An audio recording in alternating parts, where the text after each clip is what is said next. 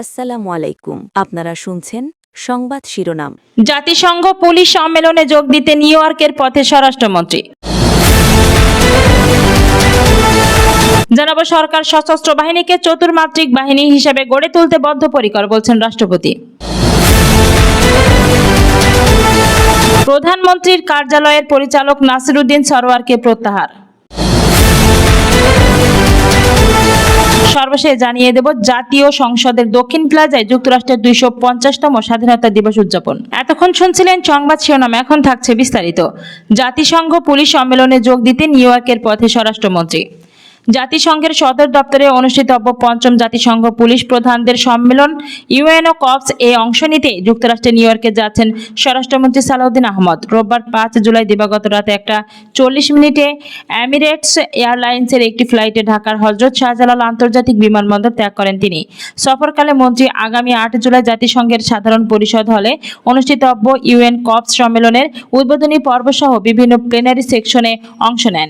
এবারের সম্মেলনে জাতিসংঘ পুলিশের ভবিষ্যৎ রূপরেখা, জাতিসংঘ পুলিশিংয়ে উদ্ভাবন ও নতুন প্রযুক্তি এবং আন্তর্দেশীয় চ্যালেঞ্জ মোকাবেলায় আন্তর্জাতিক সহযোগিতা বৃদ্ধির শীর্ষক 3টি গুরুত্বপূর্ণ প্লেনারি সেশন অনুষ্ঠিত হবে। এছাড়া সম্মেলনের সাইডলাইন ইভেন্ট হিসেবে আয়োজিত সহ উচ্চ পর্যায়ের নৈশভোজেও অংশ নেন তিনি। নিউ ইয়র্কে অবস্থানকালে স্বরাষ্ট্রমন্ত্রী সালাউদ্দিন আহমদ জাতিসংঘের অপারেশনাল সাপোর্ট বিষয়ক আন্ডার সেক্রেটারি জেনারেল অতুল খারে, পিস অপারেশনস বিষয়ক আন্ডার সেক্রেটারি জেনারেল জঁ-পিয়ারে লাক্রোয়া এবং সেক্রেটারি জেনারেল রোজমেরি ডি ক্লার্কের এর সাথে দ্বিপাক্ষিক বৈঠক করেন। এছাড়াও তিনি বিভিন্ন দেশের স্বরাষ্ট্রমন্ত্রীদের সঙ্গে গুরুত্বপূর্ণ দ্বিপাক্ষিক বৈঠকে অংশগ্রহণ করবেন।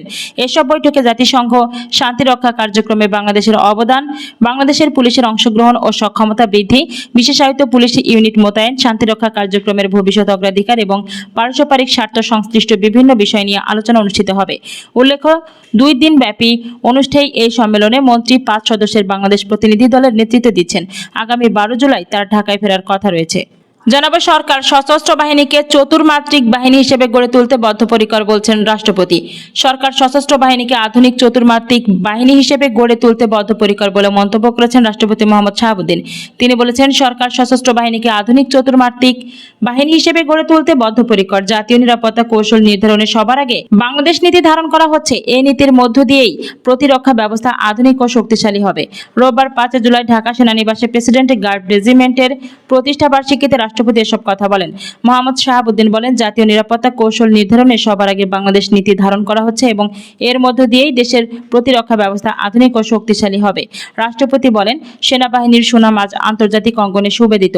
প্রেসিডেন্ট রেজিমেন্ট গার্ডও তার অবিচ্ছেদ্য অংশ।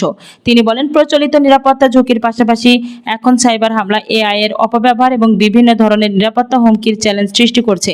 এসব মোকাবেলায় প্রযুক্তি সক্ষমতা বৃদ্ধি ও কার্যকর কৌশলের বিকল্প নেই। এবার থাকছে প্রধানমন্ত্রীর কার্যালয়ের পরিচালক নাসিরুদ্দিন সরোয়ারকে প্রত্যাহার। প্রধানমন্ত্রীর কার্যালয়ের পরিচালক মোহাম্মদ নাসিরুদ্দিন সরোয়ারকে তার বর্তমান পদে থেকে প্রত্যাহার করা হয়েছে। শনিবার 4 জুলাই জনপ্রশাসন মন্ত্রণালয় থেকে জারি করা এক প্রজ্ঞাপনে এই সিদ্ধান্ত জানানো হয়। প্রজ্ঞাপনে বলা হয়েছে, জনস্বার্থ এই কর্মকর্তাকে জনপ্রশাসন মন্ত্রণালয়ে সংযুক্ত করা হয়েছে, তবে তাকে প্রত্যাহারের পিছনে সুনির্দিষ্ট কোনো কারণ প্রজ্ঞাপনে উল্লেখ করা হয়নি। উল্লেখ্য, 2024 সালে ছাত্র জনতার গণ অভ্যুত্থান চলাকালে মোহাম্মদ নাসিরুদ্দিন সরোয়ার ঢাকায় বিভিন্ন স্থানে নির্বাহী ম্যাজিস্ট্রেটের দায়িত্ব পালন করেছিলেন। ঢাকা জেলা প্রশাসকের কার্যালয় থেকে প্রাপ্ত তথ্য অনুযায়ী শিক্ষার্থীদের আন্দোলনে গুলি করার নির্দেশ দেওয়া নির্বাহী ম্যাজিস্ট্রেটদের তালিকায় তার নামও রয়েছে। এর আগে আওয়ামী লীগ সরকারের আমলে তিনি গুরুত্বপূর্ণ বিভিন্ন পদে দায়িত্ব পালন করেছেন। তিনি রাষ্ট্রপতির প্রোটোকল অফিসার এবং জনপ্রশাসন মন্ত্রণালয়ের সিনিয়র সহকারী সচিব হিসেবে কর্মরত ছিলেন। সর্বশেষ জানিয়ে দেব, জাতীয় সংসদের দক্ষিণ প্লাজায় যুক্তরাষ্ট্রের 250তম স্বাধীনতা দিবস উদযাপিত। বাংলাদেশ ও যুক্তরাষ্ট্রের মধ্যকার দীর্ঘস্থায়ী দ্বিপক্ষীয় সম্পর্ক এবং পারস্পরিক অংশীদারিত্ব আরও সুদৃঢ় করার প্রত্যয়ের মধ্য দিয়ে জাতীয় সংসদের দক্ষিণ প্লাজায় উদযাপিত হয়েছে যুক্তরাষ্ট্রের 250তম স্বাধীনতা দিবস। শনিবার 4 জুলাই ঢাকাস্থ মার্কিন দূতাবাসের উদ্যোগে আয়োজিত এক বিশেষ মিউজিক্যাল পারফরমেন্সের মাধ্যমে দিনটি উদযাপন করা হয়। অনুষ্ঠানে দুই দেশের বন্ধুত্বপূর্ণ সম্পর্ক, পারস্পরিক আস্থা এবং ভবিষ্যৎ সহযোগিতার নানা দিক নিয়ে আলোচনা করেন বিশিষ্টজনেরা। অনুষ্ঠানে জাতীয় সংসদের deputy speaker barrister Kaiser Kamal দুই দেশের ঐতিহাসিক ও সাংস্কৃতিক মেলবন্ধনের কথা তুলে ধরেন। তিনি বলেন, বিখ্যাত মার্কিন স্থপতি লুই কান যেমন বাংলাদেশের সংসদ ভবনের নকশা করে ইতিহাস গড়েছেন, ঠিক তেমনি বাংলাদেশে আমেরিকান প্রকৌশলী ফজলুর রহমান খান যুক্তরাষ্ট্রের স্থাপত্য শিল্পে অনন্য অবদান রেখেছেন। 1971 সালে মুক্তিযুদ্ধের সময় মার্কিন কিংবদন্তি শিল্পী জর্জ হ্যারিসনের কনসার্ট ফর বাংলাদেশে এর কথা স্মরণ করে রোববারের এই সঙ্গীতায়োজন মূলত সেই একই মানবিক ও সাংস্কৃতিক চেতনারই ধারাবাহিকতা। আগামী দিনে বাণিজ্য, জলবায়ু পরিবর্তন, নবায়নযোগ্য জ্বালানি, সন্ত্রাসবাদ দমন, সামুদ্রিক নিরাপত্তা এবং শিক্ষা ও প্রযুক্তি সহ নানা খাতে দুই দেশেই কাজ করার ব্যাপক সম্ভাবনা রয়েছে বলে তিনি আশাবাদ ব্যক্ত করেন। যুক্তরাষ্ট্রের রাষ্ট্রদূত তার বক্তব্যে 1776 সালের 4 জুলাইয়ের ঐতিহাসিক ঘোষণার উদ্ধৃতি দিয়ে বলেন, আমেরিকার প্রতিষ্ঠাতারা ঘোষণা করেছিলেন সব মানুষ সমান। তিনি জানান, 250তম স্বাধীনতা দিবসে আমেরিকা ফার্স্ট নীতির আলোকেই বিশ্বব্যাপী অংশীদারিত্ব জোরদার করতে যুক্তরাষ্ট্র প্রতিশ্রুতিবদ্ধ। বাংলাদেশ যুক্তরাষ্ট্র সম্পর্ক আরও সুদৃঢ় করার উপর জোর দিয়ে তিনি ইন্দো প্যাসিফিক অঞ্চলে টেকসই নিরাপত্তা ও আঞ্চলিক শান্তি রক্ষাকে ভবিষ্যৎ সহযোগিতার প্রধান ভিত্তি হিসেবে উল্লেখ করেন। যুক্তরাষ্ট্রকে বাংলাদেশের পরীক্ষিত বন্ধু হিসেবে আখ্যায়িত করেন জাতীয় সংসদের বিরোধী দলের নেতা ডক্টর মোহাম্মদ শফিকুর রহমান।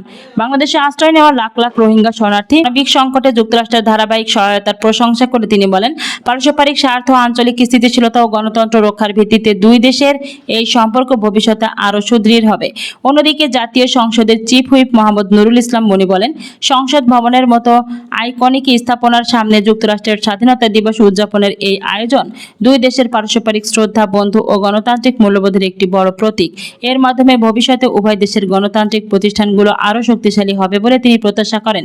জমকালো এই আয়োজনে মন্ত্রিপরিষদের সদস্য, ককাস সংসদ সদস্য, মার্কিন ও বিভিন্ন দেশের কূটনীতিক, সংসদ সচিবালয়ের ঊর্ধ্বতন কর্মকর্তা সহ গণমাধ্যমের প্রতিনিধিরা উপস্থিত ছিলেন।